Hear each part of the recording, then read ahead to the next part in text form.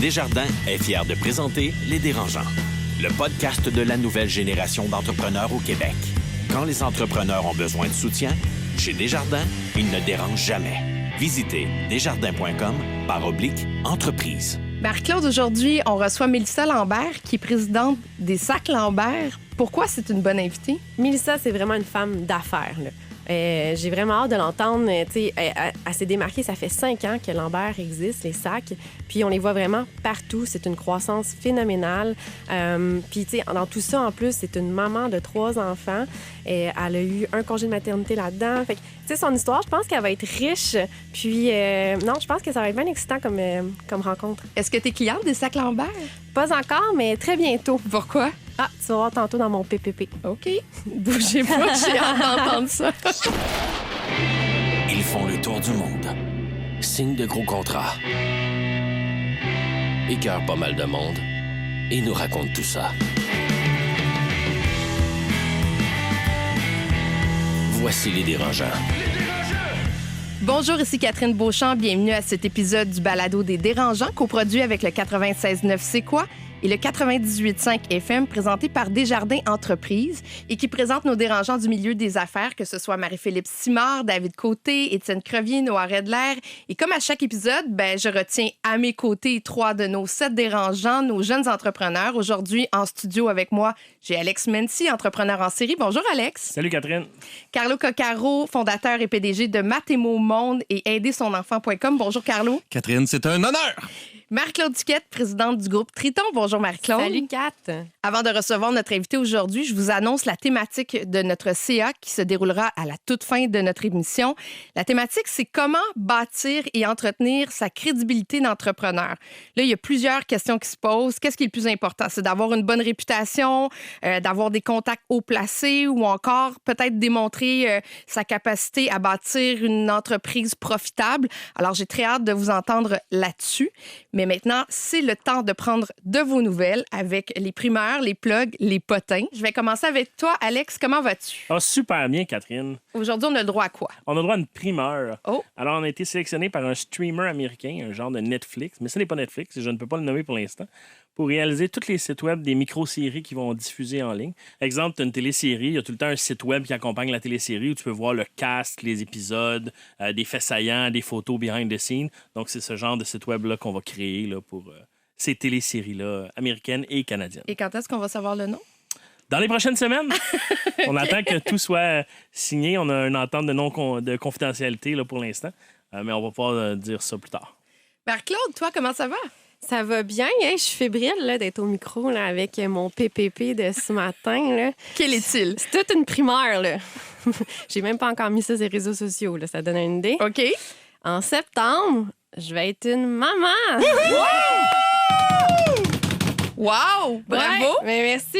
Fait que là, j'étais en préparation d'un genre de congé de maternité. Genre, là, un beau petit défi qui s'en vient. Ouais, puis il y a ma mère, tu sais, que c'était sa business avant. Elle dit, tu comprends, il va falloir quand même que tu travailles. Puis hier, j'ai dit, oui, maman, arrête de me le rappeler. Je le sais. Ta mère va-tu prendre sa retraite à un moment donné? Mais elle a vraiment pris, mais elle pense qu'elle a encore un rôle, tu sais, comme de genre mentor. Mentor éloigné, de comme, mais tu sais, puis là, elle est comme, mais moi, je vais être là pour le bébé. Je suis comme, parfait. Oui, c'est ça. Ta mère, elle dit pas je vais être là pour l'entreprise. Elle dit pour t'aider. Non. Elle est là pour l'enfant. La capote raide, là. Attends de la voir dans son rôle de grand-mère. Ah, regarde, elle m'envoie tellement de vidéos à tous les jours sur Messenger, là, comme c'est une grosse gestion. Mais Marc-Claude, ça va être vraiment un vrai défi pour que tu puisses partir en paix puis de pouvoir jouer ton rôle de mère et de laisser l'entreprise un certain temps. Est-ce que c'est prêt? Totalement. En plus, que, c'est un projet de solo mom. Hein, fait que on fait rien à moitié ou tout à moitié. Je sais pas comment le voir. Fait que oui, mais j'ai une bonne équipe. Puis j'ai pris des décisions aussi en amont dans les dernières années avec la pandémie de restructurer l'entreprise. Puis en ce moment, justement, j'étais comme hier, on est tout en train de optimiser encore, de tout être dans le cloud. Vraiment, je trouve que c'est une belle opportunité de faire des petites affaires que je gérais pas, puis maintenant que je vais être obligée de faire. Fait que, puis en même temps, je suis quelqu'un qui a toujours sauté sur une patte puis un autre. Fait que je sais que ça va être tough. Ça va être vraiment tough. Mais ça peut pas être. Je pense pas que ça peut être pire que reprendre l'entreprise familiale. Non, mais c'est le genre de truc qu'on va devoir suivre là, dans les épisodes, voir où est-ce que tu es rendu, comment va la planification. Là. C'est un On segment va qui va faire- intéresser un paquet de monde, c'est sûr. plus capable. C'est ça. Si on peut avoir une caméra à l'accouchement. Un live stream. Alex va être là, vidéo épaule. Ah, très bon. Caméra épaule, Très bon. ouais. Très bon. Carlo, est-ce que tu peux battre une nouvelle comme celle-là? C'est sûr que non, parce qu'il n'y a rien de plus extraordinaire que des enfants et des bébés. Fait que je ne vais même pas essayer d'à côté. Mais moi, j'ai 2 choses à dire. Ah, attends, t'as adopté hier, là, toi, ou dernièrement? Oui! Ah oui, j'ai un petit chien maintenant. On a C'est vrai, regarde, ça top ton bébé. On a un petit chien! Moi, j'aime les petits chiens, mais j'aurais jamais pensé avoir un chien. Puis mes 3 gars m'ont promis, papa, on va s'en occuper. Moi, ça m'a convaincu. Je vais juste te dire qu'ils ont menti. OK? C'est toi qui vas s'en Ça occuper. fait 12 heures qu'ils est à la maison et ils respectent leur parole à date. Et quelle race? Un Basenji, c'est un terrier du Congo. Cute comme dit, ça jappe pas. Ça n'a pas les cordes vocales qui permettent de japper. Ça parle plus que ça jappe. Là. Il est calme. La vie est belle. En tout cas, c'est pas ça ma nouvelle. J'aimerais ça passer à autre chose. Moi, j'aimerais oui. ça qu'on parle des chiens pendant 1 heure. Oui, je sais. Je suis pas si gaga des chiens, mais je me vois déjà l'amener au bureau puis avoir du fun avec. J'avais 2 choses à dire. Pour faire un update d'une ancienne plug que j'ai faite il y a quelques épisodes, j'ai lancé une nouvelle entreprise, une nouvelle aventure qui risque d'être la plus grosse aventure de ma carrière à date, en tout le moins, qui s'appelle Ancrage Mieux-être pour améliorer le bien-être du personnel scolaire. Court update, il y a un premier centre de service scolaire qui abonne tout son personnel, un giga gros client. Et je veux le nommer aujourd'hui pour dire que le centre de service scolaire des patriotes, des leaders au Québec pour prendre soin du personnel scolaire puis essayer de régler des enjeux qui touchent la profession enseignante et tous les autres enjeux du personnel scolaire. Premier point que je voulais mentionner. Deuxième, aujourd'hui, on parle de réputation, de réseau, de crédibilité. Bien, ça fait déjà 5-6 ans que je suis membre du Club Richelieu-Montréal. Club Richelieu-Montréal, c'est un mélange de club d'affaires, club social ouais. et club philanthropique. C'est très social en région. En région, c'est souvent des clubs de gars. Ben, il y avait comme les Lions, le Club Oui, c'est ça. Rotary. Ben, moi, je connaissais pas vraiment le Club Richelieu avant de faire partie de celui de Montréal. Puis c'est souvent des clubs de joueurs de cartes qui se saoulent le soir, puis juste des gars. À Montréal, c'est un club de jour, principalement des gens d'affaires, puis qui ramassent beaucoup d'argent. Donc, depuis 5-6 ans, c'est 100 000 $ par année au moins qui sont ramassés, entre autres pour organiser une fête de Noël pour les jeunes plus défavorisés de l'île de Montréal et pour envoyer des centaines de jeunes dans des camps de jour l'été. Puis pour la majorité d'entre eux, c'est la première fois qu'ils quittent l'île. Donc, Wow. je suis... Puis moi, j'ai souvent dit, je fais pas de 5 à 7, j'ai 3 enfants et un chien maintenant, donc ma vie sociale est très... ma vie sociale professionnelle est très limitée, mais les dérangeants et tout ce que j'ai acquis en termes de contact par les dérangeants, c'est mon réseau professionnel et le Club Richelieu-Montréal. Puis il y a un volet social qui est le fun. Donc, c'est des gens bien, il y a une cause, puis on s'entraide, une vraie entraide d'affaires et non juste la vente de... Souvent, dans les chambres de commerce, c'est des comptables, puis des avocats, puis des vendeurs d'assurance là, qui veulent te vendre des trucs. Mais là, c'est de l'entraide. Il y a un avocat qui peut dire... ça m'est arrivé, Carlos, tu as besoin d'aide, appelle-moi, on est des amis maintenant.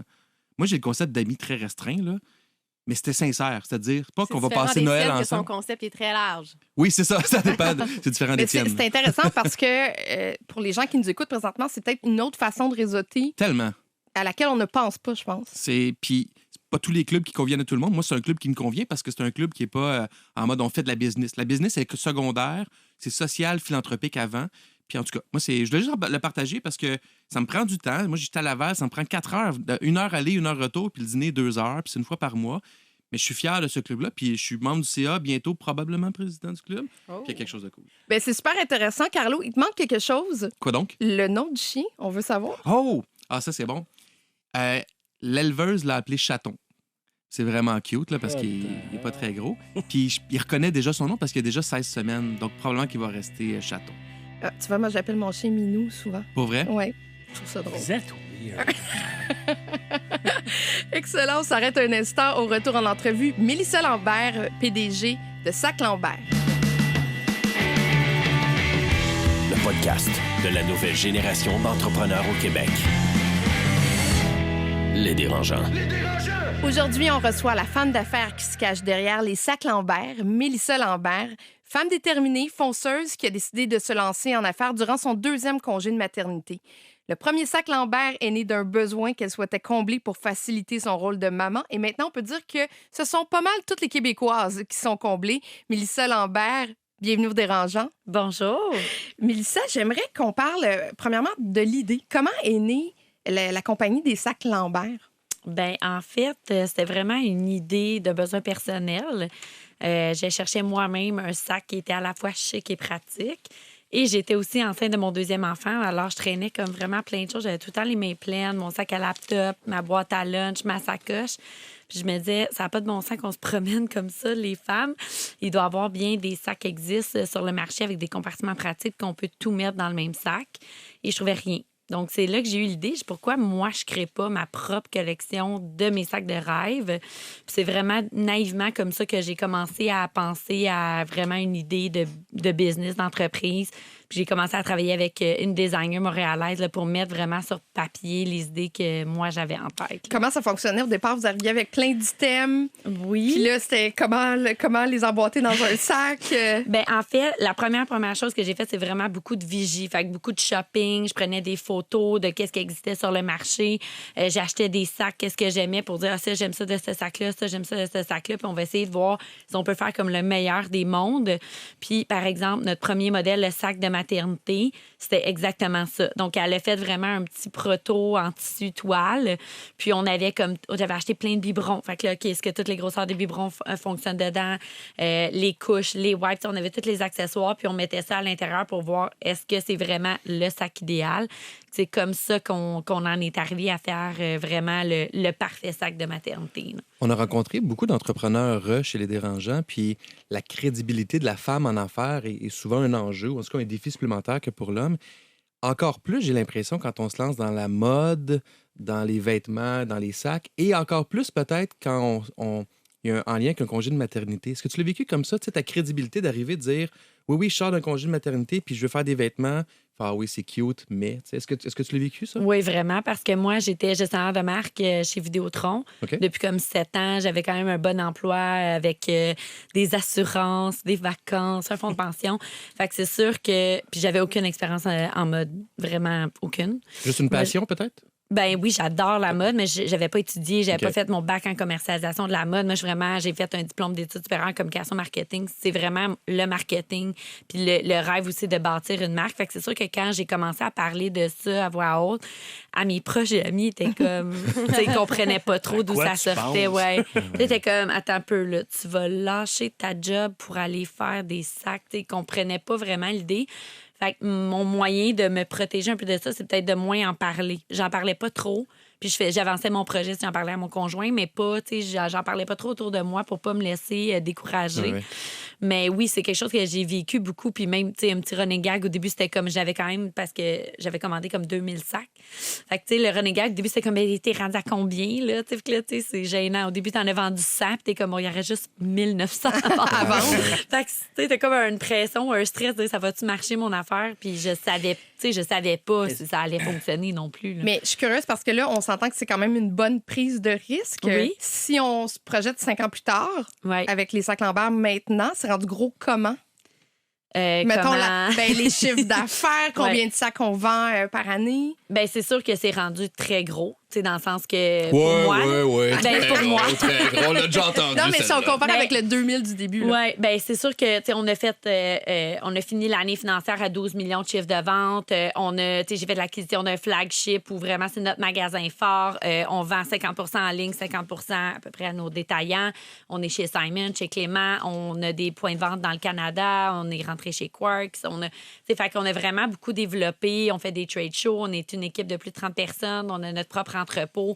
Fait que, c'était pour moi, c'est inimaginable. Là. Je me serais même pas vraiment projetée. Ça, c'est en 5 ans. Oui. Wow, bravo. Wow, c'est impressionnant. Merci. Est-ce que tu as quitté ton emploi puis tu as commencé à faire des sacs ou tu as attendu d'avoir un peu de vente puis de traction avant de quitter ton emploi? J'ai comme profité de mon congé de maternité. Okay. Parce que quand j'ai accouché, je m'étais dit, j'ai 6 mois pour lancer mon site en ligne. Lendemain de l'accouchement, tu faisais des sacs. Là. C'est incroyable. Sérieusement, là, tu avais l'énergie pour faire ça après avoir accouché?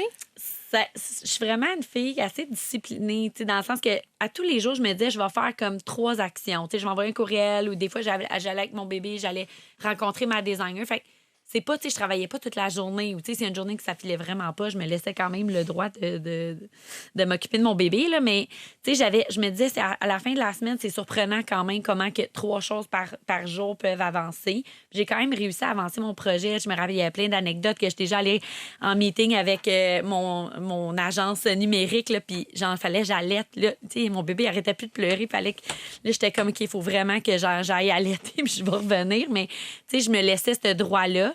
Puis 6 mois après, j'ai été quand même capable de lancer mon site en ligne. On a appris que Marie-Claude est enceinte aujourd'hui. Oui! Est-ce que ça te parle, Marie-Claude, d'entendre ça? Ben oui, puis là, je me demande, parce que je pense que tu en as eu un 3e dans le 5 ans de ta croissance. Dirais-tu que ça t'a propulsé ou freiné ta maternité à travers tout ça? Ben c'est sûr que mon 3e...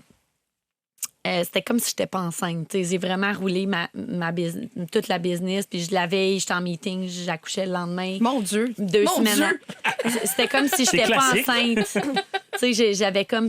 on dirait que c'était comme... Ça faisait partie. Puis 2 semaines après, je suis retournée avec mon bébé. Puis j'avais mes meetings, j'allais dans mes meetings. J'allais des conférences. Fait que ça m'a... Je pense que ça me donnait une certaine énergie parce que moi, c'est sûr que mon premier congé de maternité, je trouvais ça plus difficile parce que j'étais à la maison, on dirait... Tu sais, je trouvais ça difficile toute la journée à un moment donné. Ça plate et ennuyant, là. Ben, tu sais, je peux... Oui, un Non, petit peu, mais les femmes ont de la misère. C'est culpabilisant parce que Mais surtout quand c'est le fun d'avoir des enfants, c'est extraordinaire, on les aime, mais ça peut être dole, puis ça peut être plate, puis ça peut être long, puis ça peut être comme... Surtout quand si t'as on une se carrière professionnelle qui est très dynamique, là, puis là, du jour au lendemain, c'est un dead stop, que t'es chez vous, tu regardes les murs, là. Puis on se compare des fois avec d'autres femmes qui, eux, c'est la plus belle année de leur vie. Ils n'ont pas envie de retourner travailler, puis ils pleurent quand ils vont porter leur enfant à 12 mois à garderie. Toi, tu le lançais à la garderie. Tiens, prenez mon enfant. Moi aussi, j'étais comme ça. Enfants, mais, je les aime, mais à un moment donné, je pense pas que je suis une bonne mère à la maison comme 12 heures par jour. À un moment donné, j'avais comme besoin d'autres choses. Mais il y a la fatigue aussi. Moi, c'est plus cet aspect-là qui m'inquiète, c'est-à-dire que moi, j'étais beaucoup fatiguée. Ouais. Puis, je me dis, quand on recommence à travailler très, très rapidement, est-ce qu'il y a une partie comme de son corps qu'on oublie puis que ça nous rattrape? Ben moi, ça m'a pas rattrapée. Je sais pas. Je suis quand même une personne qui a beaucoup d'énergie, puis je dors pas beaucoup. Parce que chanceuse. Je me réveille souvent la nuit. je me réveillais la nuit, évidemment. Là, j'allaitais mon bébé, mais on dirait que ça me donnait plus d'énergie. Mais ça, c'est vraiment personnel à moi, là, parce que je sais, des fois, des femmes sont comme... T'es une superwoman, mais moi, ça me donne plus d'énergie. Puis, au pire, je faisais des petites journées ou quoi que ce soit. J'étais avec mon bébé, mais j'ai comme une adrénaline que plus... On dirait que j'étais plus fatiguée de rester à la maison. On dirait... Amorphe. Oui, je trouvais ça difficile, là, à la fin de la journée. Puis là, ton conjoint, il rentre, dit, puis t'as fait quoi aujourd'hui? J'ai brassé de lavage, je me suis occupée du bébé, j'ai allaité. On dirait que ça me déprimait.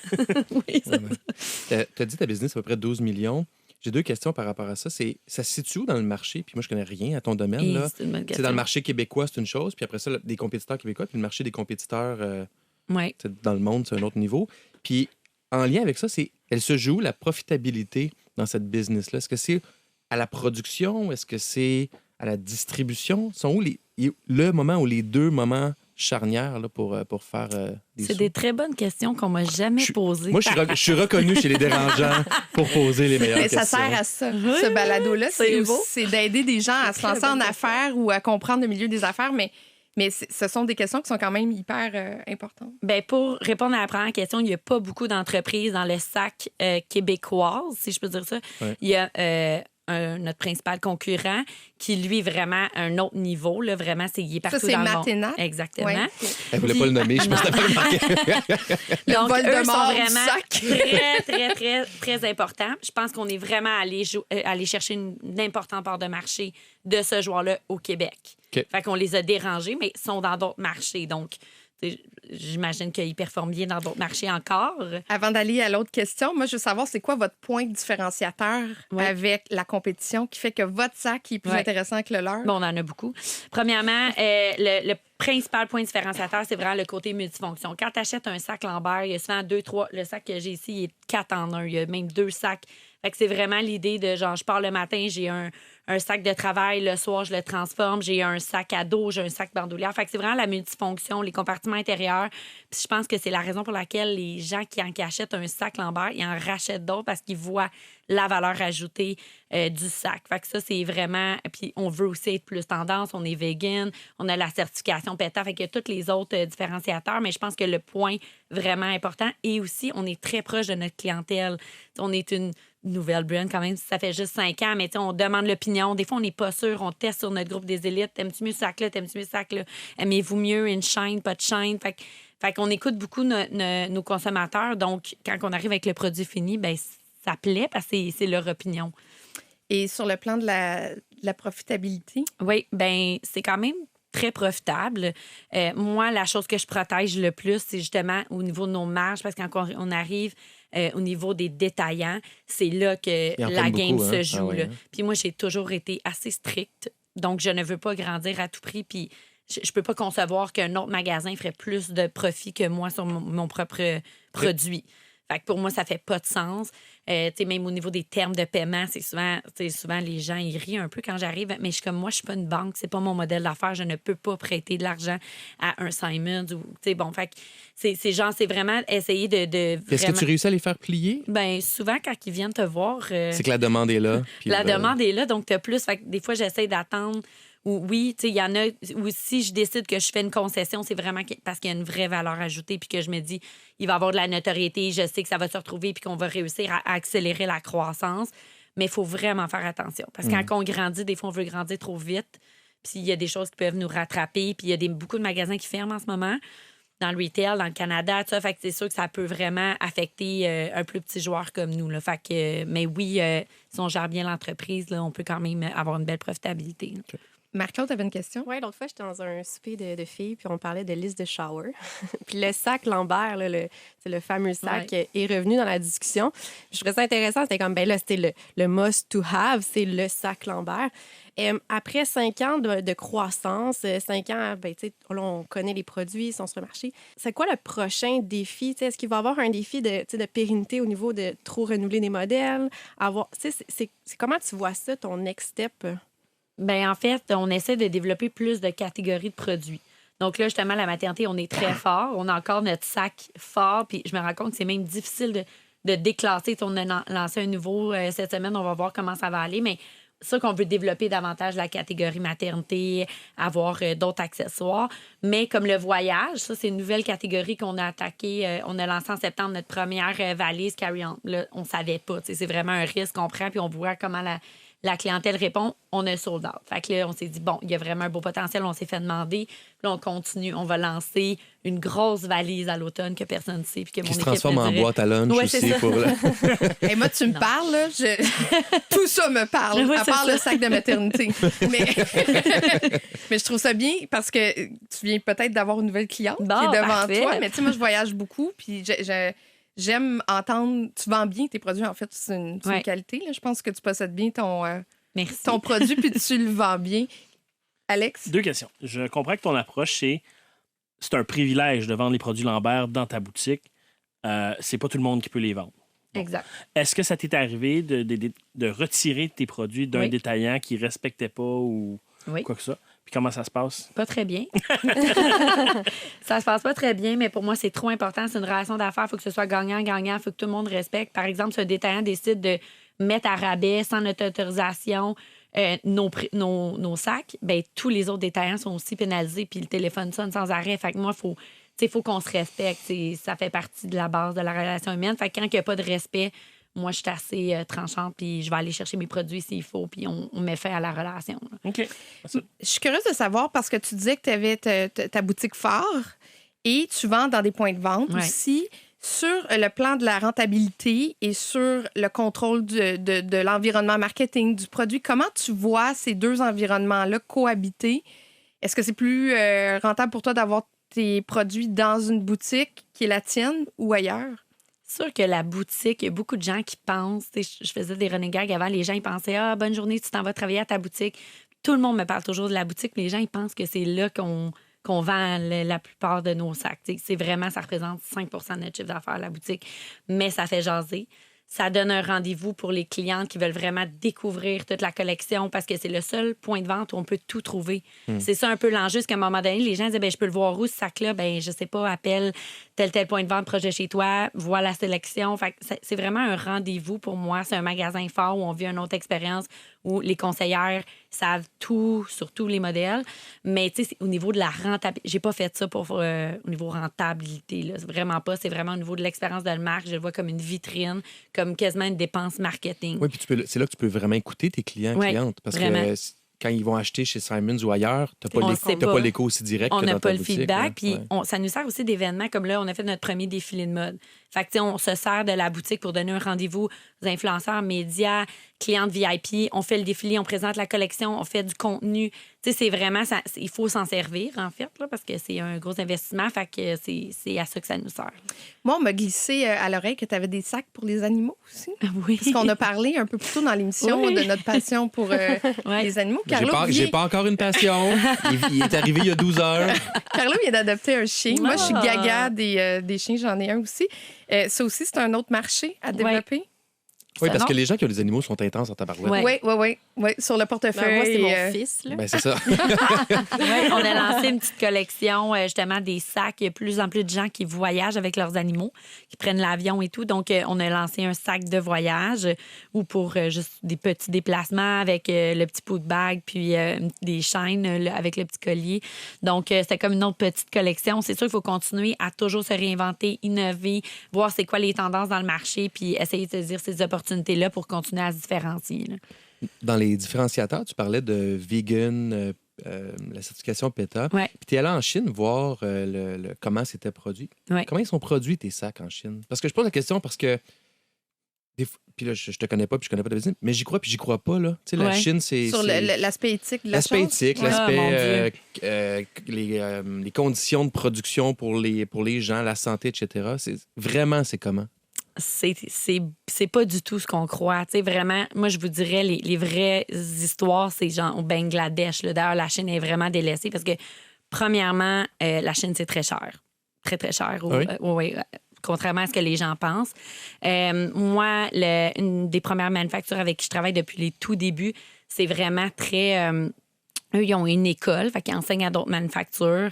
Comme je disais, c'est un peu niaiseux, mais il y a l'air climatisé. C'est vraiment, il y a un petit café trendy où les employés peuvent aller. Les employés, ils font des longues journées, mais ils font la sieste après le repas. C'est vraiment bizarre. Là. Ils ferment toutes les lumières, puis les gens, ils dorment sur leur bureau. Ça, c'est pas juste pour quand tu es allé visiter, là. Ben non, tu sais, je veux dire, j'ai aussi une équipe de production qui va, tu sais, comme ma directrice de production est allée très, très, très souvent en Chine, aller visiter des manufactures, plusieurs manufactures. Puis c'est vraiment plus dans leur culture à eux. Tu sais, ils font des longues heures de travail, mais ils prennent le temps de faire la sieste. C'est vraiment, je sais pas comment l'expliquer, mais ils sont très avancés sur nous. Tu sais, au niveau des technologies, tu peux pas payer avec une carte de crédit là-bas. Tu payes avec ton téléphone. Tu sais, ils sont vraiment plus avancés que nous. Oui, exactement. Mais ils sont plus dans le contrôle aussi en Chine que dans le...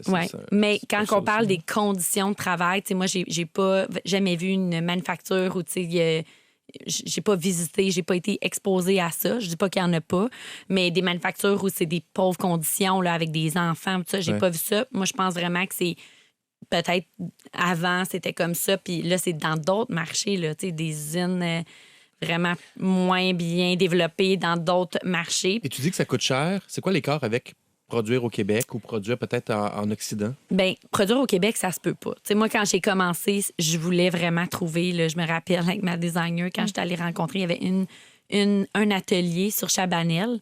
Puis la directrice était très bête, puis je comprenais pas pourquoi. Puis quand elle a vu mon sac, elle a dit, là, je sais pas où tu t'en vas avec ton affaire, là, mais dis-nous, quand c'est à la main, nous, c'est fait avec de la machinerie. T'sais, avec tous les compartiments à l'intérieur, tout ça, ça ne pourrait pas se faire à la main. C'est pas un tote avec 4 coutures. Là, on fait vraiment des choses très techniques, des valises. Fait que ça se peut pas.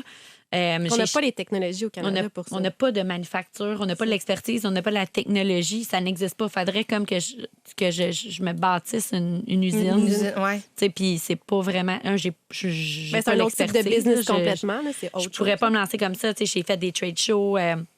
aux US pour aller trouver. J'ai trouvé aussi d'autres ateliers, mais vraiment à la main aux États-Unis. Fait que, tant qu'à le faire aux États-Unis, je me suis dit, bon, je vais le faire où ils ont vraiment l'expertise à Guangzhou, là, en Chine, où ils le font. C'est des manufactures qui font vraiment la maroquinerie de la qualité qu'on recherche. Fait que ça serait pas possible pour moi. Fait que je peux même pas comme penser, dire, je vais faire. Puis on a même fait des projets pour faire le recycler. Fait que je me disais, tu sais, les sacs qu'on reçoit ou les sacs défectueux, on voulait faire, écoute, c'est vraiment de base là, des tapis de souris, découper des porte-clés, des petites pochettes avec 4 coutures. Puis j'ai jamais encore réussi à mener ce projet à terme. Fait que jamais vous connaissez ou quelqu'un entend parler d'une manufacture qui préfère ce projet-là. Ou de gens qui achètent des tapis de souris en 2023 aussi. Ouais. Il y en a plus tant. Effectivement. En terminant, moi, je voulais qu'on parle des dragons. Ouais. Il y a la version des dragons au Québec, il y a la version anglophone aussi. J'aimerais ça t'entendre sur la différence des deux expériences puisque tu y as participé. Oui, bien, en fait, c'est très différent. C'est sûr que la première expérience, moi, ça faisait 6 mois que j'avais lancé mon entreprise. Alors, j'étais toute naïve et pleine d'entrain quand je suis allée présenter. Puis c'est sûr que l'expérience est plus douce, je peux dire ça comme ça, parce que les dragons sont quand même très gentils. J'ai eu des beaux commentaires, j'ai eu une offre. Fait que ça a super bien été. Mais quand je suis arrivée pour aller à l'autre, qui est plus canadienne, c'est vraiment plus sérieux. Le processus d'entrevue est plus sérieux. Il faut vraiment que tu passes à travers plusieurs étapes. Et il faut que tu démontes ton pitch. C'est quoi que tu vas ajouter? Nous, on a décidé d'amener notre fashion truck dans le studio. Là, c'était assez osé là, d'amener ça. C'était toute une expérience et toute une épreuve. Mais il fallait comme faire plus un spectacle. Il faut que tu sois plus solide. Vraiment, au niveau des chiffres aussi, sont encore plus difficiles. Vraiment que tu connaisses bien. Puis, je dirais que c'est l'expérience la plus d'adrénaline, la plus stimulante, mais la plus challengeante que j'ai eue de toute ma vie. Là. Laquelle des deux t'a le mieux servi? Je dirais peut-être la deuxième parce que, je pensais... Anglophone? Oui. Okay. Je parle pas 100% anglais, là, je me débrouille très bien, mais d'aller pitcher en anglais devant 5 dragons, de cette envergure-là, que je savais qu'elle allait me bombarder en anglais, que je ne voulais pas me tromper non plus dans mes réponses si j'avais pas bien compris toute seule. C'était vraiment impressionnant, comme juste le studio, c'était très impressionnant comme expérience. Par curiosité, une Québécoise francophone à Dragon's Den, est-ce que c'est cute, bien vu, moins bien vu? Est-ce que tu sentais comme une forme de réticence? Des fois, la langue crée ça, juste le fait de... Oui. C'était un peu ma crainte. Quand je suis allée, je me suis dit, ils vont me ramasser. Là. Mon anglais, si je comprends pas bien, si je m'en farge. J'avais cette impression-là, justement. Heureusement, pour moi, ça s'est hyper bien passé. T'sais, ils ont eu des super bons commentaires. Je pense qu'ils m'ont trouvé peut-être courageuse d'aller là toute seule, puis ils voyaient que, puis de répondre. Puis, je me faisais bombarder, je restais solide, je répondais. Fait que je pense que moi, ça a super bien été. Mais je sais pas si c'est le cas de tout le monde. J'ai déjà vu d'autres pitchs, justement, de gens du Québec qui y vont, puis tu peux avoir des commentaires un peu plus difficiles à entendre. Là. Et est-ce que ça vaut la peine de faire les dragons? Oui. Parce que des fois, quand on regarde comme ça avec un petit bras de distance, on a l'impression que c'est plus un show publicitaire qu'un vrai show de commerce. Je répondrais en partie oui. Mais moi, je trouve que ça vaut la peine comme entrepreneur et j'encouragerais n'importe quel entrepreneur à le faire parce que c'est une visibilité télé gratuite. Vraiment, alors, c'est la raison principale. Oui. Moi, je le ferais à la base pour ça. Ou si tu as une validation, tu te fais poser, tu te fais challenger et donner des commentaires qui valent cher. Là. Je dirais c'est des dragons. Là. Quand ils te disent tu devrais faire ça, tu devrais telle affaire. Moi, j'ai quand même écouté tous les conseils et tous les gens ce qu'ils m'ont dit. Puis après, tu as quand même un lien avec un dragon parce que moi, j'ai eu une offre que j'ai acceptée, que tu peux rencontrer. Puis ça vaut aussi de l'or. Demain matin, j'aurais beau essayer de contacter Menji sur LinkedIn. Je pense pas qu'elle me répondrait. Mais aujourd'hui, elle va me répondre. J'ai quand même un contact. Je peux avoir des conseils. Peu importe si ça se concrétise en vrai deal d'affaires. Moi, je pense que c'est une expérience inouïe. De mentorat, en fait. Oui, exactement. Merci beaucoup, Mélissa Lambert. Ça fait plaisir. Vraiment, je suis charmée. Tant mieux. Merci. L'Incubateur, une présentation du quartier général de l'Audace du Cégep de Saint-Jérôme. Nos meilleurs conseils aux entrepreneurs de la relève. Aujourd'hui, à l'Incubateur, on offre notre expertise aux fondateurs et fondatrices d'une start-up accompagnée par le quartier général de l'Audace du Cégep de Saint-Jérôme. Et à mes côtés, pour trouver des solutions à une problématique, Étienne Crevier. Salut, Étienne. Salut, Carlo. Alors, Étienne, aujourd'hui, on va retrouver Alex Lavoie, qui est fondateur d'une entreprise qui s'appelle Aller. Salut, Alex. Dis-moi, qu'est-ce que c'est Aller? Aller, dans le fond, c'est une compagnie vraiment faite sur la personnalisation de vêtements, où qu'on faisait à base de peinture avec des artistes sur des souliers pour des fois c'était mettre les logos ou juste différentes couleurs. Puis ça a vraiment été instauré comme ça. Avec je marchais avec plusieurs artistes qui travaillaient pour moi ou que j'allais chercher des contrats. Ça a commencé comme ça à aller. Puis ça ensuit d'autres personnalisations et réseaux de contacts qui ont grossi un peu. Très cool. Puis tu nous écrivais qu'en grandissant, un de tes défis, c'est de mobiliser les jeunes sur tes réseaux sociaux, c'est ça? Ouais. Mais j'ai eu vraiment... parce que je dirais que dans ce monde-là, c'est beaucoup quelque chose qui est attirant, mais qui est pas nécessairement toujours abordable. Donc, c'était de voir un peu la réalité de qui aime ça, mais qui est prêt à acheter ça, qui est deux choses différentes. Puis ça a été ça le petit défi au début que j'ai vu, je dirais. Là. Mais ton modèle, ce qu'on appelle, c'est ce qu'on appelle un modèle à 2 niveaux, un two-sided en anglais. C'est un peu comme le modèle eBay. C'est-à-dire que tu dois convaincre des gens d'acheter via toi, puis tu dois convaincre des artistes de travailler avec toi. Fait que où est-ce que tu commences? Parce que les artistes vont pas travailler assez pour toi si tu n'as pas assez de volume. Puis si tu n'as pas assez de volume, ben, tu ne réussiras pas à vendre à assez de monde. Est-ce que je comprends bien la... Ouais, exact. Moi, ce que j'observe, Alex, chez les jeunes en général, puis tu sais, entre autres chez mes garçons, là, j'ai 3 garçons, dont un qui est au secondaire, il y a quelque chose chez les jeunes qui veulent être uniques, tu sais, qui veulent être différents des autres, mais en étant comme les autres, tu sais, en étant comme la gang. Puis ton produit semble être dans ce moule-là, tu sais, une forme d'unicité, tu sais, comme chaque item, si je comprends bien, est pas mal différent du précédent. Donc, il y a quelque chose de très, très cool pour les jeunes. Puis en même temps, trouver une façon de se coller avec... Puis peut-être c'est là où les influenceurs pourraient venir en... Tu sais, si tu es capable de recruter 2-3 personnes connues parmi ton bassin de clients potentiels, eux vont vouloir être comme lui, puis en même temps avoir du matériel, des vêtements uniques. Puis je pense pas que le prix soit un enjeu parce que les jeunes sont prêts à dépenser 200, 400 pièces pour des paires d'espadrilles Jordan... puis ils n'ont pas plus d'argent. Puis je pense que si le produit est assez unique puis assez wow, l'argent ne sera pas tant un enjeu, surtout au volume. Là. C'est pas comme si tu voulais être chez Walmart demain matin. Là. Ouais, puis exact. Au début, j'ai commencé comme ça. Si vous connaissez Prends un break, le podcast, j'ai fait affaire avec eux, moi, directement. Je les ai contactés, puis on a fait une vidéo qu'on passait avec eux. On a tout fait leurs souliers. Je suis prête à mettre l'argent, faire un test. Ça me mettait un contact, puis après ça, on restait en contact, mais par la suite, je me suis fait tellement parler avec ça que j'étais dans leur vidéo YouTube, tout le monde me disait « Hey, c'est toi qui as passé avec Prends un break ». Mais c'était un move marketing que j'ai essayé pour tenter le terrain justement avec les influenceurs. J'ai vu que ça marchait énormément, mais après ça, j'ai pas fait « je vais vendre de la personnalisation aux couleurs de Prends un break », mais je sais que si j'avance de plus en plus avec ça, avec plusieurs en même temps, il y aurait moyen de faire en sorte que, comme tu dis, c'est pas nécessairement le prix, parce que les gens achètent des fois des souliers à 300-400$. Mais c'était juste de faire comprendre des fois que moi, je disais que c'était comme un tatou. Oublie pas que le soulier, exemple, coûte 120$, mais quand tu fais un tatou, ça coûte, mettons, on va dire 80, 150. Rajoute ça à ton soulier aussi. Parce que c'est du temps que l'artiste passe. C'était de avoir un prix que moi, l'intermédiaire, j'aille une cote assez normale pour continuer à faire ça aussi. Alex, ça fait quand même pas mal de pistes intéressantes à explorer, non? Si on veut en savoir plus sur tes services, on te trouve comment? Moi, j'ai directement ma page allez-on-change-la-game.com, qui est mon site internet, dans le fond. Là-dessus, avant, on offrait de la vente, mais j'ai enlevé la vente juste pour montrer, pour qu'on nous contacte maintenant, pour personnaliser sur mesure. Génial. Merci beaucoup, Alex. Merci. Merci. L'incubateur, une présentation du quartier général de l'audace. L'accompagnement sur mesure pour l'entrepreneuriat étudiant.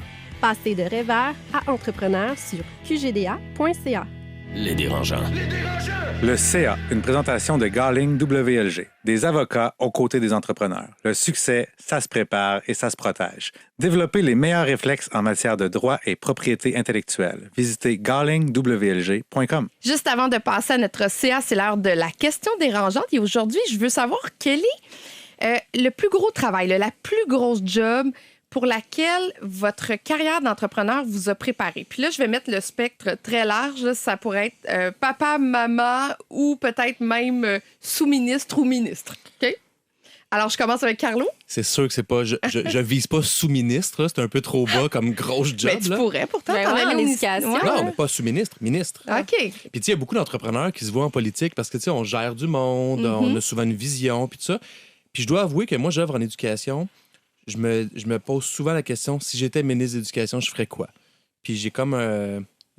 dans mes forces, il y a la vision, un côté rassembleur, leadership, puis un côté aussi d'être capable de simplifier les problèmes complexes. Puis tu sais, quand tu es en politique, c'est ce que tu fais dans la vie, je pense. En tout cas, idéalement, voir le greater good puis simplifier les problèmes complexes. Donc, mais je pense que j'ai toutes les compétences pour ça. Peut-être que tu te ferais assimiler par ta machine de fonctionnaire comme tous les ministres. Fort probablement. Mais tout ça pour dire que je m'imagine souvent dans cette fonction-là. Je suis pas sûr que je vais faire ça un jour, mais je me le vois un petit peu. Sinon, VP ou DG, mais peut-être plus VP ou quelque chose dans une multinationale, puis être quelques années dans plein de villes européennes, puis bouger avec la famille, puis avoir quand même un poste lié à la vision, parce que c'est ça ma force, là, la vision puis le leadership. Ouais. Marc-Claude?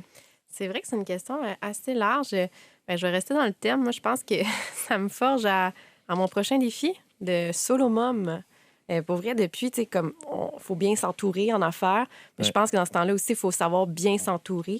On dit que ça prend un village pour élever un enfant. Puis c'est vraiment comme ça que je le vois. On dirait que depuis, il y a plein de choses qui s'arriment. Mais j'ai l'impression que c'est un peu comme quand tu pars une business. Là. Ta maternité est devenue une entreprise? Quasiment. Puis des fois, je suis quasiment en train de me dire comment je préfère l'argent là-dessus. Non, mais c'est vrai ce que tu dis, là, qu'il faut être bien entouré. Puis je pense que les deux vases vont communiquer. Oui. D'un bout à l'autre. Si t'es bien entouré au travail puis à la maison, en tout cas, tu vas être capable de faire les je pense deux. que c'est ça. C'est comme une synergie. Puis on l'a vu dans les invités qu'on a, les femmes en affaires, plus elles s'assument et sont fières d'être des mères en affaires, plus c'est simple. Mais plus on a l'impression qu'on est jugé, plus on a l'impression qu'il faut s'adapter aux autres, plus ça doit être difficile. Fait qu'assume ton rôle de mère, puis promène ton enfant partout, puis ça va être correct. Merci pour le conseil. Alex? Moi, je me verrais négociateur de prise d'otage. Ah, wow! Quel job fascinant et intéressant! Pourquoi? Mais c'est vrai, tu es face à des gens qui sont en crise ou qui ont des problèmes, il faut que tu restes calme, la situation change tout le temps, il faut que tu prennes des décisions sur le fly. C'est ça qu'on fait à tous les jours. Fait que je pense que je serais bon là-dedans. Puis je négocie avec mes deux filles. C'est-tu comme deux terroristes, tes filles? Écoute, oui. C'est bon, ça. Moi, je me suis toujours dit que dans une deuxième vie, j'irais faire de la rénovation. Je ferais des transformations de maison. Ah oui, hein? Ouais, j'aimerais vraiment ça. J'adore ça. Je te verrais plombière. Non. Moi, j'aime diriger des gens, orchestrer, choisir. Non, ça, c'est quelque chose qui m'intéresse beaucoup. Bref, merci à vous trois. C'est maintenant le temps de passer à notre CA. Et aujourd'hui, la thématique, c'est comment bâtir et entretenir sa crédibilité d'entrepreneur. Il y a plusieurs aspects qu'on veut aborder, entre autres la réputation. Est-ce que ça prend des... En fait, est-ce que la crédibilité vient des contacts qui sont peut-être haut placés? Est-ce que ça vient du fait d'être profitable comme entrepreneur? J'ai envie de vous entendre. Qui se lance en premier? Je vais commencer avec le bloc crédibilité. Ouais. Puis quand je pensais à tout ça, je me suis dit, mais c'est quoi la crédibilité? Puis elle est où, la crédibilité? Moi, je la divise simplement en deux. Je suis bon pour simplifier des problèmes complexes. Il y a la crédibilité à l'interne. Tu sais, parce au sein de tes employés. Oui, dans l'équipe. Ouais. À la limite, l'interne, on peut inclure les fournisseurs, on peut inclure certains clients, mais ça, c'est une chose. Tu sais, comment tes gens te perçoivent. Parce que si tu n'as pas de crédibilité à l'interne, moi, je pense que tu n'as pas beaucoup d'entreprises. Tu n'as pas une vraie entreprise. Tu as une entreprise fragile, tu vas perdre ton monde, ils seront pas à la guerre avec toi quand ça va mal aller, etc. Donc, la crédibilité à l'interne, c'est une chose. Puis une chose que moi, je trouve que je l'ai bien. Je l'ai bien parce que je connais mes défauts. Je l'ai bien parce que je les assume, je les partage. Puis je pense que j'ai tellement de crédibilité à l'interne que mon équipe n'hésite pas à me contredire, n'hésite pas à me challenger, n'hésite pas à me dire « Carlo, là, ça marche pas, cette affaire-là. Il me semble qu'on va dans la mauvaise direction. » Parce que mes valeurs sont claires, puis je les vis vraiment, mes valeurs, beau temps, mauvais temps. Mais fait qu'ils savent à quoi s'en tenir. C'est quoi? Puis j'aimerais ça définir, là, parce que j'ai l'impression que le mot crédibilité peut changer d'une personne à l'autre. Tu sais, c'est pourquoi... Comment, toi, se définit la crédibilité? Bien, être un employeur crédible, être un leader crédible, c'est quelqu'un qui dit « OK, il nous dit quelque chose, il pense vraiment. » Dans le fond, c'est les babines sur les bottines. À l'interne, beaucoup. Puis moi, je suis tout le temps en lien avec les valeurs. C'est ça qui est le plus important, à mon avis. La vraie crédibilité de quelqu'un, c'est est-ce qu'il vit ses valeurs? Est-ce qu'il y en a? Est-ce qu'il vit vraiment? Puis est-ce qu'il vit beau temps, mauvais temps? Même moi, j'ajouterais sa capacité à communiquer. Moi, je pense que la crédibilité, si tu n'es pas capable de communiquer tes idées, tes valeurs, ta façon de penser, clairement, ça peut te nuire. C'est clair. Ouais, ça prend une constance aussi. Tu peux pas, être un super-héros le lundi, puis le mardi, ça me tente pas, je suis pas motivé.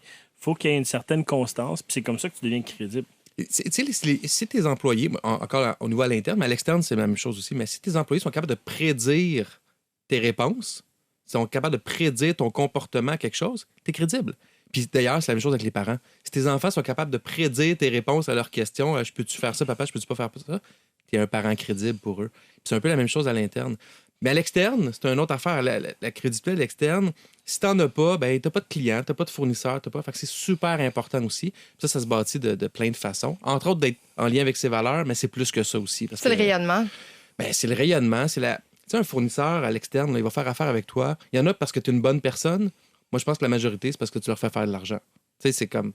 C'est sûr, si tu payes pas tes bills, ils te prendront pas. Là, mais même si t'es bien crédible. Même si t'es bien cute, même si t'as des belles valeurs, même si tu as un rayonnement personnel sur les réseaux sociaux, si tu leur fais pas faire de l'argent à court, moyen, long terme, ils seront pas là. Fait que la crédibilité à l'externe est moins centrée sur les valeurs, à mon avis. Est-ce que la référence augmente la crédibilité? C'est-à-dire quand on se fait référer par d'autres clients, est-ce que ça, c'est un gage de crédibilité? C'est un gage plus de confiance que de crédibilité. OK, c'est pas la même chose? Non, je pense que les gens ont confiance que tu vas faire un bon travail, puis ils savent que s'ils te réfèrent, les gens vont pas dire « Hey, le gars que tu m'as référé, là, la job qu'il a faite, c'était vraiment de la merde. » Ça n'arrivera pas. Mais je pense que la crédibilité vient avec le fait que les gens qui te connaissent pas vont choisir entre toi versus un autre fournisseur. Quand tu fais une soumission, puis il y a 2-3 soumissions, lui, il a de l'air à connaître son affaire, à savoir où il s'en va, je vais le prendre lui. Ça, c'est de la crédibilité. Selon moi. Moi, le bloc référence, comment je le vois, c'est, mettons que tu fais un deal avec quelqu'un, là, puis à 0, tu n'as jamais parlé, puis à 10, il signe le contrat. Moi, je pense que la référence t'amène à 5 tout de suite.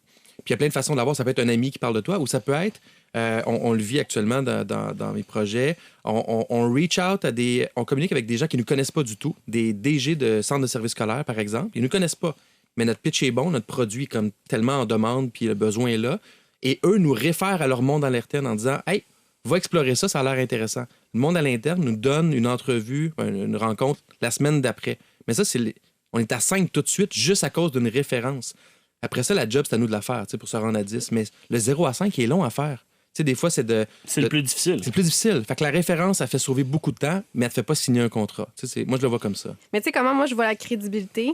C'est beaucoup par l'intégrité de l'entrepreneur. C'est par ses actions. Comment est-ce qu'il bâtit sa crédibilité? Je pense juste à moi quand j'ai commencé, puis que j'étais allée chercher un demi-million, mettons, puis que j'avais juste, je pense, c'est ça, du temps, j'avais mes culottes, mes dents, puis c'est à peu près ça. De comment est-ce que ça se bâtit? Il y a eu un cheminement, puis ça s'est bâti, ça, puis j'ai l'impression que c'est par une, comme tu disais, la constance, les valeurs, puis tout ça, mais je trouve que c'est tellement facile aussi à perdre, une crédibilité, puis c'est fragile. Parce que pour toi, la crédibilité et la réputation, c'est la même chose? Bien, je trouve que ça va un peu ensemble. Tu sais, parce que, tu te représentes toi, tu représentes ton entreprise, comment est-ce que je pourrais expliquer ça? Moi, c'est comme, je suis vraiment loin dans ma tête par rapport à la crédibilité, mais tu sais, mettons les contacts. Est-ce que d'avoir plus de contacts fait de toi quelqu'un de plus crédible? Est-ce que d'avoir fait des rondes de financement de 20 millions fait de toi quelqu'un de plus crédible? Non. Est-ce que... Oui. Tu penses? Si t'as fait oui, t'es plus crédible en affaires, non, c'est regarde, sûr. Il y a des entreprises qui ont levé un paquet d'argent puis finalement, c'était un feu de paille. Oui, mais pendant qu'ils l'avaient, là, pendant qu'il y avait le 20 millions, là, il y a des gens qui étaient à genoux devant eux parce qu'ils étaient comme « Oh my God, il a réussi, il a de l'argent, il est crédible. » C'est peut-être pas une bonne personne, c'est peut-être pas un bon gestionnaire. Tu penses qu'il était crédible ou parce qu'il se disait il y a une opportunité d'affaires là puis je veux pas la manquer? Ben, crédible pour faire des affaires avec, disons ça comme ça. Fait que c'est ça, moi, tu vois, la crédibilité, je le vois comme une constance. Est-ce que tu es toujours constant? Moi, je travaille super fort à ça, à juste une constance. Moi, je vois ça totalement différent. C'est drôle, hein, parce que je pense qu'il y a personne qui a la même perception autour de la ça table. revient au point que ce que Marie-Claude disait, que la crédibilité, c'est différent d'une personne à l'autre. Moi, une crédibilité, là, c'est que tu arrives et les gens savent que tu vas être capable de livrer la marchandise. Le savoir-faire. Tu as ce qu'il faut. Mm-hmm. La réputation, c'est « Ah ouais, Alex, il est vraiment bon, mais c'est long, il respecte pas ses échéanciers, ça va prendre du temps. » Tu sais, c'est deux choses totalement différentes pour moi. Mais tu sais, la réputation, là, on pourrait le dire que c'est la qualité de nos produits. Tu sais, quand tu es une entreprise, tu as des produits, tes produits, c'est un vecteur de réputation. Ton service à la clientèle, la qualité des interactions que tu as avec les gens, de toi-même ou de ton service à la clientèle ou de ton entreprise en général, c'est notre présence en ligne. Ça fait partie de la réputation, on le sait. Là, le présence en ligne personnelle ou présence en ligne d'entreprise, s'impliquer dans la communauté. C'est là où notre réputation peut prendre... Alors, qu'on peut gagner de la valeur. Puis, tu sais, moi, je l'ai entendu souvent, ça, en gestion, puis dans les cours, dans les conférences, c'est impliquez-vous, ça va être bon pour votre carrière. Puis à chaque fois, ça me faisait un peu... ça me fâchait d'entendre ça. Si t'es pas capable d'être impliqué pour faire du bien au monde, puis pour redonner, sans penser à ta carrière comme première motivation, fais-le pas. Mais tu vois, moi, ça, je pense que mais ça il disait sent... ça parce que ça marche pour la réputation. Oui, mais en même temps, ça se sent. Tu sais, mettons, moi, je me suis hyper impliquée. Puis les gens qui le faisaient pour un gain, on le voit. Ben oui. Puis moi, pour moi, vrai. tu vois, c'est la réputation, mais ta crédibilité, moi, je la mets en doute sur autre chose après ça. Fait que je trouve que c'est très intrinsèque. Un va avec l'autre, là. Je vous lance sur d'autres choses. La pire menace à la crédibilité, ce serait quoi? Moi, je pense que c'est l'échec. Puis on vit dans un monde où, tu sais, les entrepreneurs, entre eux, puis ceux qui parlent aux entrepreneurs, ils valorisent l'échec. Je suis le premier à dire, on grandit dans l'adversité, les défis, c'est important parce que, tu sais, la première fois que tu le vis, c'est tough, la deuxième fois, c'est moins tough, la troisième fois, c'est comme une promenade dans le parc. Mais la réalité, moi, j'y crois pas que l'échec, les gens valorisent ça tant que ça. Individuellement, j'y crois pour moi, mais tu peux gagner en crédibilité avec un échec. Si demain matin, tu as un échec puis tu fais faillite, je te jure que tu gagnes pas en crédibilité. Ça dépend. Si, exemple, tu te plantes sur un projet, puis tu dis, regardez, on s'est planté pour X raisons, ça va être changé, ça va être amélioré, tu peux gagner de la crédibilité comme ça parce que tu es honnête. Oui, des petits échecs. Des petits échecs. Moi aussi, je pense comme Carlo. Mais les gros échecs, là, tu vois, tu sais, les entrepreneurs, on est cool, on est fin, tout le monde pense qu'on est riche aussi. Fait que il y a quelque chose de. Il y a comme un aura des fois autour des l'entrepreneur lambda. Mais la réalité, c'est que l'entrepreneur qui est en échec demain matin, Caroline Néron nous en a parlé. Elle, là. tantôt que je parle, elle avait 1000 amis, le lendemain, elle n'en a plus un. Là, après ça, rebâtir ça, bonne chance. Là. Les gens se rappellent tout le temps, c'est la fille qui a fait faillite. Ouais, c'est sûr. C'est pour ça que le ministère du Revenu dit que ça prend 7 ans. Donc, moi, je pense qu'une plus grande menace à ma crédibilité, pas personnelle, pas qui je suis, mais en termes de rayonnement, de capacité de faire des affaires, de créer de la confiance en affaires, c'est les gros échecs. Puis c'est chiant parce que tu peux pas être entrepreneur sans gérer du risque. Le risque fait partie de l'aventure, puis il y a des trucs qu'on contrôle pas. Demain matin, il y a une guerre avec la Chine. Ça se peut que Sac Lambert ait plus qu'il y ait comme une coupure des chaînes d'approvisionnement puis qu'elle fasse faillite. Je ne souhaite pas, puis c'est un exemple. Mais ça va la suivre longtemps. Puis est-ce qu'elle pouvait vraiment se préparer un peu? Oui, mais pas tant. Puis... Mais ça peut nous arriver comme entrepreneur, mais c'est pas vrai que c'est valorisé. C'est pas vrai que c'est vu positivement. Je vous pose une dernière question avant de conclure. Notre invitée d'aujourd'hui, Mélissa Lambert, est-ce que vous la trouvez crédible? Après l'entrevue qu'on a faite? Aujourd'hui, je la trouve crédible. Il y a 5 ans, j'aurais probablement eu une attitude différente. Pourquoi? Parce qu'elle le dit elle-même, c'est pas une femme qui a un background de mode, c'est pas une femme qui a un background comme bagagiste ou whatever. Fait que c'est comme si demain matin, je m'ouvre une plomberie puis je suis pas plombier. Ça se peut que les gens me croient pas puis ils me prennent pas au sérieux. 5 ans après, ça fonctionne, je fais des jobs extraordinaires puis j'ai plein de clients, je vais être crédible. Mais au début, ça se peut que tu sois perçu comme le fameux sentiment d'imposteur. Là. Ouais. Elle devait l'avoir au max. Là. Mais moi, après l'avoir entendue, je la trouve hyper crédible parce que je trouve qu'elle connaît son produit, elle a trouvé ses points de rentabilité, elle sait où est-ce que ça en va. Ouais. Dans le fond, c'est comme un résumé de tout ce que vous avez dit. Ben, c'est ça se bâtit avec le temps. Mais tu sais comment elle l'exprime, je trouve que elle le fait rayonner, cette crédibilité-là, par la manière qu'elle le communique. Communication. Oui, ça revient à la communication. Moi, je dirais qu'après une entrevue, je donne un 10 sur 10 sur crédibilité en affaires. Elle semble, puis tu sais, on était là avec elle, elle semble être vraie aussi, ça semble pas fake son discours. Mais avant de te dire qu'elle est crédible, moi, j'ai besoin d'aller luncher avec, puis de jaser de sa vie. Puis ça a l'air de rien, mais c'est difficile de faker le vrai. Tu sais, tu peux mentir, mais qui tu es vraiment, ta bienveillance ou ta non-bienveillance, ça ressort, ça se cache pas bien. Puis moi, je pourrais te dire, après un ou deux lunchs ou un café ou je sais pas quoi, je vais dire, oui, je donne un 10 sur 10 ou un 7-8 sur 10. En affaires, je ferai des affaires avec elle, mais je suis pas sûr que je ferais garder mes enfants, mettons. Ou mon chien. Moi, c'est drôle, je ferais garder mes enfants. J'aurais aucun doute. Mais merci beaucoup à vous trois. C'est déjà la fin de cet épisode des Dérangeants. Merci à notre invitée, Mélissa Lambert, qui est PDG des Sacs Lambert. Carlo, Alex, Marie-Claude, merci d'avoir été avec moi aujourd'hui. Merci à toi, Kat. Merci, Kat. C'était Catherine Beauchamp et je vous dis à très bientôt pour un prochain épisode des Dérangeants. Le podcast de la nouvelle génération d'entrepreneurs au Québec. Les Dérangeants. Les Dérangeants!